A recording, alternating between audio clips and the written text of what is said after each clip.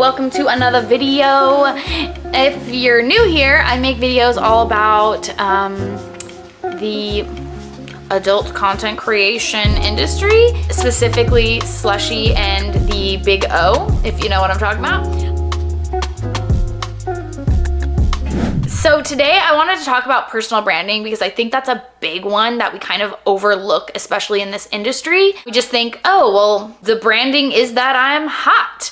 But there's a lot more to it that I think can really help build your presence online and make you more money. So let's jump into it. Okay, so kind of like what I just said, I think that your branding is more than just this spicy creator look. I think there has to be more to it than just that. Obviously, if you're extremely hot, you are the perfect, you got fake boobs, maybe big butt, maybe you're just like the most gorgeous goddess in the world, then obviously your brand can kind of just be your look. And there's other ways that, your brand can be your look, like if you have red hair, or you have maybe like these curly, beautiful locks, or you have a bunch of tattoos. There are definitely aspects of your physical features and traits that can be part of your brand, but I think that there's still more to it that will help boost your visibility on social media so that you can then promote your spicy pages. So that's what we're talking about today, and I just want you to think outside the box because a lot of us do get stuck in this idea that we just have to be hot to sell this, but sometimes curiosity is what sells your spicy pages. So, you can get creative with it. You can do things that are completely irrelevant to being just hot. There are so many different ways, like ASMR, workout videos, yoga, like all those things are just inherently sexy, and you don't actually have to really be just selling your body all the time or showing your body all the time, because then they're gonna wanna see more on your spicy pages. So that's what we're talking about today. Let's dive into the first section, which is defining your personal brand. And so like I mentioned, there is different ways that you can do this. And when I take a look at myself and how I want to perceive myself on the internet and how I want to show myself or present myself, not perceive, when I think about what is my personal brand, sometimes it's hard to describe your personal brand, but if I have two different brands, I have me talking to creators, and my personal brand there is to be a mentor, is to be a big sister, is to be, somebody of help, and is to be a teacher. And that's what that looks like. So it's about knowledge there. It's about sharing findings, sharing learnings, sharing my journey. And that's what that personal brand is. It's showing an authentic version of what I'm going through as a creator. And when I think about visuals for that, it looks like showing how I set up the camera. It looks like showing how I set up my profile. It looks like showing the wins and losses of my journey and things that I'm trying and things that worked, things that didn't work. That's what that kind of looks like as far as the content. Visually, if we're talking about the colors and this and that, I use a lot of the colors that the companies we are on, the paywall platforms that we're on, I use their colors because it represents what I'm trying to teach. So that's why I use a lot of the blues, the purples, the pinks, because that's what the brands that I'm talking about use. So that's why that branding looks like that. And then when I think about my spicy page and the branding there, I actually have been redoing it. And one thing that I noticed that a lot of my videos were performing best was when I was showing my backside. So whenever my booty is in the screen, it performs better because I have a really nice booty. So I think my brand there is having these dark features, having the tattoos, and having a big butt. I think that just kind of encapsulates the look of my spicy pages. And what I did there too is I wanted to do something that would pop. So I'm using like these very bright, vibrant shorts. I'm using a bright, vibrant background and maybe really pretty lighting and moody lighting and this and that. So that's the look there. So with that content, mine is pretty just obvious what I'm doing. It's booty content. So it's not like I'm doing like yoga or workouts or this and that, but I do have my personal brand too. So it kind of balances each other out. And I would recommend maybe doing something similar where you have your personal brand that is you and the things that you like to do and the hobbies you like to show, and then having these spicy pages, because you do have to be kind of careful with those, and if they get banned, you can't be too connected to them. So having that main page is going to be really beneficial, just to have a backup and to be able to build something else for yourself. And like, I can work with brands and brand deals on my Instagram account and like promote their products, and same with my YouTube channel, because I have this personal brand. So I think it's important to have both, but you want to think about what it is that represents you well. And sometimes that is a little bit of trial and error. It's not always going to come super easy, and you have to kind of experiment and explore with different things. I did mention a while ago in a few videos back that my Alanah Sips account, hence the sips, was meant to be me sipping on coffee, and then it moved over to me sipping on milk, and then it moved over to me not sipping on anything, and I've just left it at Alanah Sips. So sometimes you think you know what is going to perform well, sometimes you think you know what's going to work, and you realize, either the fans don't like it, or it's not sustainable for you to make content this way. So I think in the beginning, it is exploring options for your personal brand or for your spicy page brand, exploring options, seeing and analyzing what's working, analyzing what's not working, and then making better decisions to keep growing. So that's the beginning of all of that. So the next thing I want to talk about is that niching down. So like I said, you kind of do have to try things to see what works for you.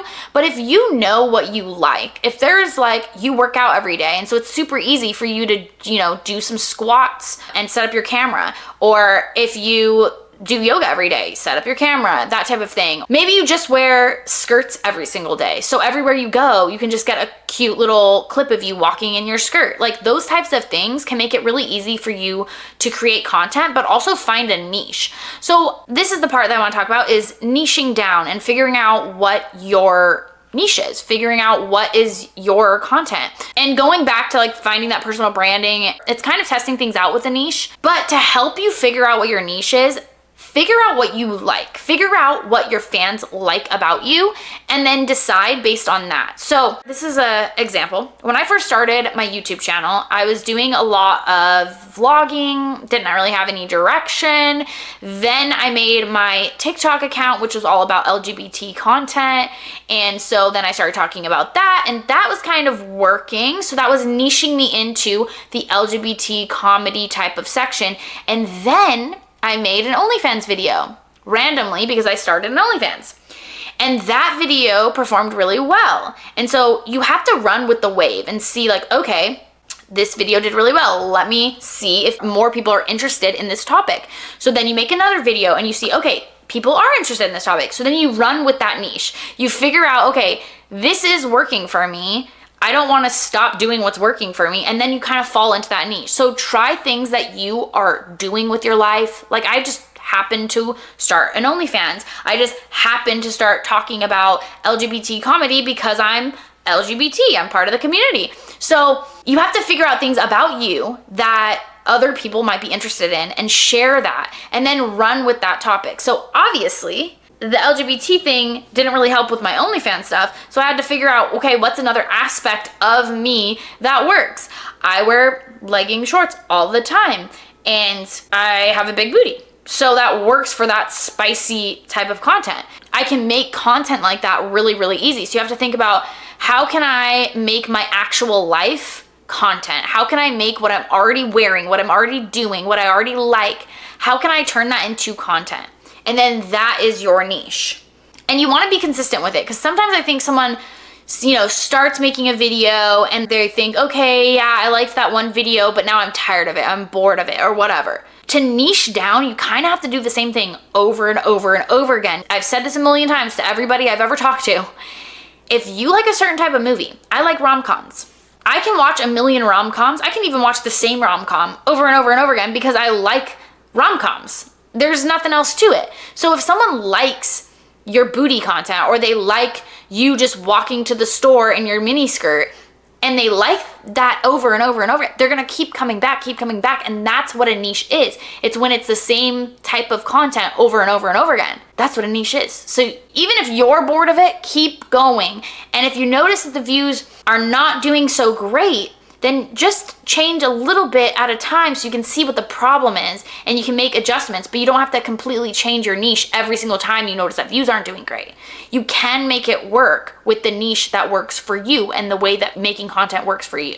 You can make it work. You just have to target the right people, find where those people are, and give them the content that they are asking for. And I think niching helps set you apart from other creators, because even if someone else is doing booty content or they're doing, skirt content or whatever, or ASMR, you are unique because of the way you look, like we talked about. Like, your look is part of it because of the way you look, because of the way you film, the way you set up your camera, and that is part of it too. Consistency, not only in posting, but consistency in the quality of your content is really important, and that helps build that brand.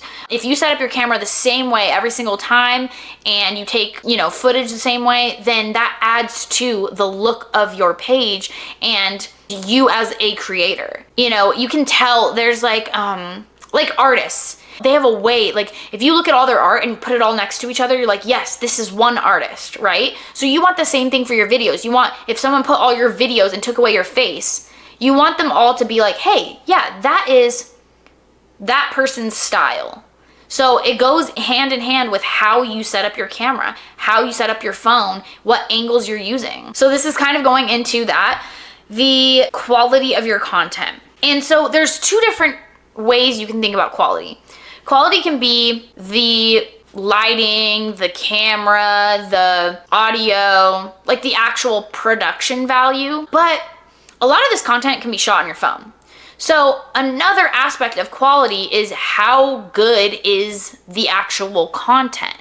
Like, if you don't have a big butt, stop showing your butt, unless your whole thing is that you have a small butt. But like, show off your best features. Give the juiciest part about your content to the camera. Like, give the good stuff. And even if you're doing like ASMR, so obviously that is going to be a lot of like, the audio needs to be good quality, the camera should be good quality, the lighting that you have should be moody and quality, but also the sounds that you're giving to them should be of quality. Like, if you're leaving in the worst sounds, like say there was like a nasty crunchy sound or something and it didn't sound good, you're ruining the quality of your video. So I hope you realize that there's two different versions of quality. Quality is the content itself, and then also the production value. So you want to think about both of those things. And I would say lighting is important. Even if you're using your iPhone, make sure someone can see you. But other than that, you can use your phone. Just make sure the quality of the actual piece of content you're giving is good. Okay, another part of this is maintaining your voice. So that's what kind of sets you apart if you are doing similar content to someone else, is how do you write your captions? How do you respond to comments? How do you word things? What type of music do you use? Definitely use trending audios, but you know what I mean? Like, if you're making YouTube videos or something like that, like having a voice for yourself is gonna really help distinguish you from another creator. I think it's really hard to find captions. I think that that's like a part that a lot of girls struggle with, or a lot of creators struggle with, is like, what do I say? And maybe you will have to pull from inspiration from other creators. And I recommend that. Go look at other creators and see what you find, what, sounds like you.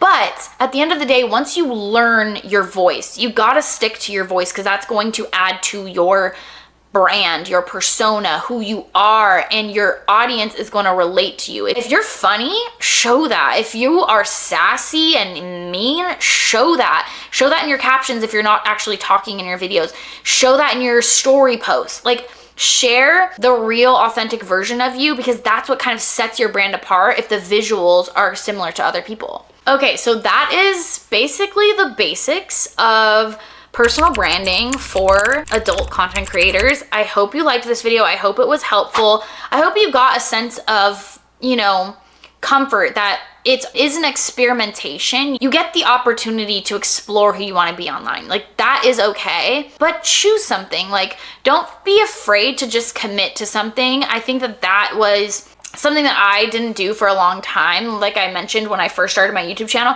I didn't want to commit to being one type of creator. And I think that is because I feel like a really multifaceted, different type, you know, I have so many different interests and hobbies and this and that.